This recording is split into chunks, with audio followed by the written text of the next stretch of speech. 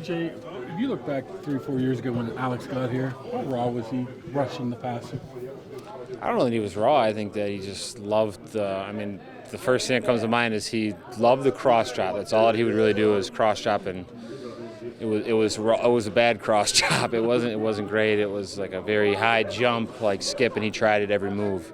I think that's the thing with a lot of young guys. They have like one move they really want to perfect, and that's all they do. And I think a credit to him is he's got the cross chop down to a science. Now he's got the spin, he's got the power, and everything's complementary for his moves. And it's fun to see his pass rush package evolve.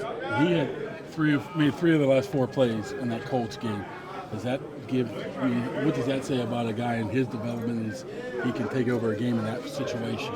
Yeah, it's huge. I mean, that's what we're here for as 3-4 outside linebackers. So we're just trying to build on our performances and very confident with the guys that we have like we always have been. When you're getting chipped and double teamed and the protection has slid your way, how do you not get frustrated? I mean, just trying to find ways to affect the game any way possible. I've been dealing with it for a couple years now, so it's just something that I have to get used to.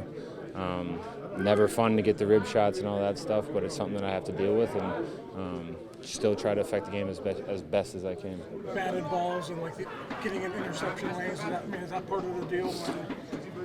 It might look fruitless, you can't get there, but you got to do something else too. Yeah, I mean, I'm always going to try to be as aware as possible and try to affect the game any way I possibly can. So if I can't get there, I'm going to try to get in the throwing lane, do whatever I can, try to punch out the football. And I think that's just kind of the culture that we built here as a defense is it doesn't matter how the plays are made, it doesn't matter who's making them, but we all have to try our best to create splash. TJ, what kind of challenges Mariota, just his running ability? And I think Terrell yesterday said he's a strong runner and hard to get down to. Yeah, he's very strong. He fights for the extra yard. He's not a guy that's going to slide after getting the first down. Has good ball security. He can look to create and throw the ball late in downs. So you can't, if he's behind the line of scrimmage, he can still dump it off. But if we've seen quarterback mobility a good amount of times, but we haven't been in a stadium with him before, I don't think. So it'll be a challenge. What stands out to you about Patterson? Downhill runner, loves contact, big back, and obviously they can flex him out and do some wide receiver stuff too, so just a versatile player. Because of the way they play, you have to watch your legs a lot with Atlanta because of some of the things they do offensively? I don't know. I think that's in-game stuff. You can't really tell how you're going to be feeling. But like I said, we've seen quarterback mobility. We've seen kind of similar style offenses with teams in our division, and feel confident with the game plan that we have and how we're approaching it. Did you have they rush as much as they do without making it basic? How do they stay kind of on their toes and keep you on your toes when it comes to you still having to guess a little bit what they're doing? Yeah, anytime you have pistol, you have different sets of pistol and gun near, gun away, all that stuff. It's different ways to get to the same plays with the zone reads and the misdirections and stuff. So it's just being disciplined, having a guy doing his job and not trying to do too much more than ever this week. Do you like the progress you guys have made this year when it comes to rush defense? Last night maybe the Bills jumped about one spot, but you're still top 10 in rush defense after a little bit of a slow start for the first day of the game. Yeah, but we can always do better. We're always trying to pride ourselves on stopping the run, and we know that when you stop the run and our offense continues to put up points, it's going to allow us to pin our ears back and play the football that we want to play and create the splash. So it's something that we're trying to improve every week. Are you going to be able to play? Yeah. I'm cleared.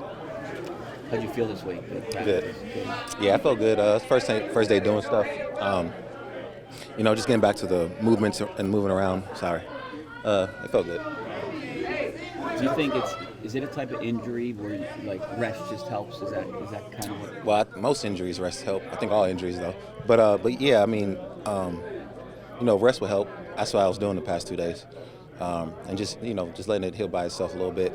Did a couple treatments to speed it up, and I think me and the staff, medical staff, we did a pretty good job of handling it. So it's good. How did it happen? Was it a play? I don't even know. It just happened.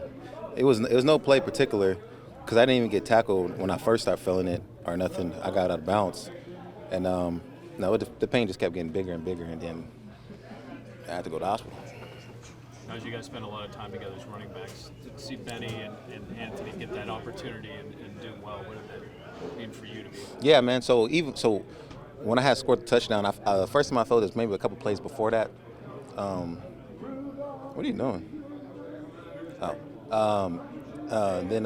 So, when I scored that touchdown, I kind of caved in and I was like, man, we got to I kind of put my arms around. I was like, y'all doing a good job of like, coming in and spelling me, but y'all going to have to, pretty much in my head, and I think I told him, I said, y'all going to have to, like, finish the game.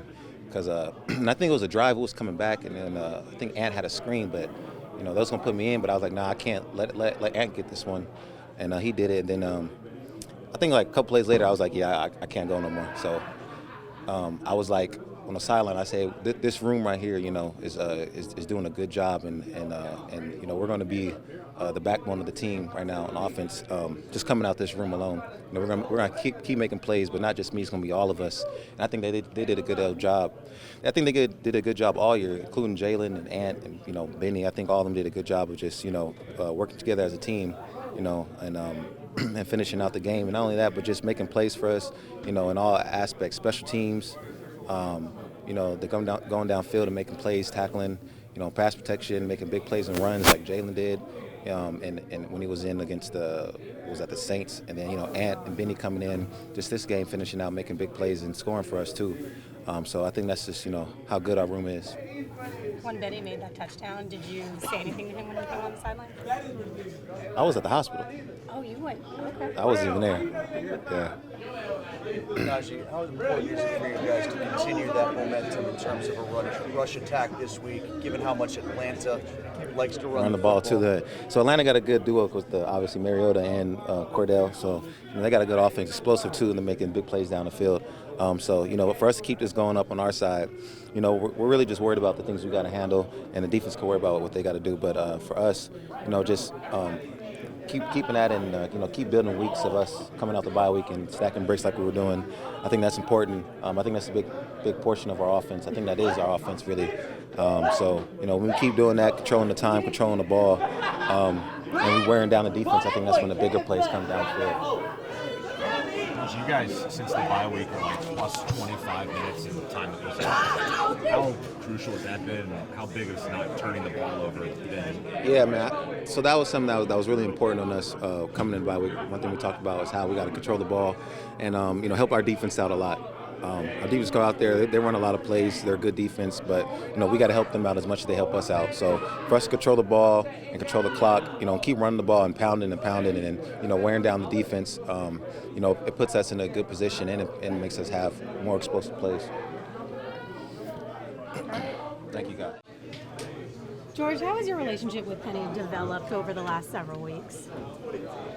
Pretty good. I mean, we together every day, so I guess, I feel like we have a pretty good relationship. What are the biggest changes you've seen in him as a quarterback over the last? Really not much, to be honest. I feel like he's always been good, like a good player. It's just, we were both young, so with time that came, and I feel like he's getting better. George, Diontae talked about talking to you on the sideline and kind of being there for you. What's your relationship been like with him, and how's that grown? And have you seen him sort of embrace a leadership role for some of the younger guys? Really just helping, you know what I mean? Everybody grown man, so like being like a leader is, I ain't gonna say hard, but he's grown, so he's gonna still do what he want to do. But as far as like helping, he's been great at helping. There was a shot of him kind of talking to you after the drop on the sideline there. What's he talking to you about in those moments, and how helpful is that kind of in game to get that reassurance, I guess? He was really just saying next play, to be honest. It wasn't really nothing crazy. He was just telling me, have a next play type of mentality. State of Georgia, being back there, you played some big games in Atlanta, you played a lot of games in the state of Georgia, of course. What's it mean to you going back there? It'll just be fun. You know what I mean? Going back there, kind of like home, just playing in the same stadium, like you said, I've been playing in just for a different team, so it'll be fun. Are you going to have a lot of family and friends in attendance there? Probably, just off of just like strictly them buying a ticket, you know what I mean? They're on their own, just trying to come to the game. So probably, yeah.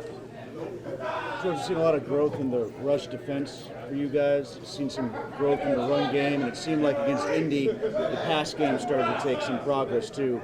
Is the next chapter, like the next step, the evolution is consistently hitting big plays, getting chunk plays?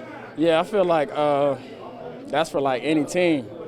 Like any team want to get big plays. Any team want to. So of course that's gonna be like the plan for the next however long it take or whenever it happens. So of course that's gonna be the plan to be a good team.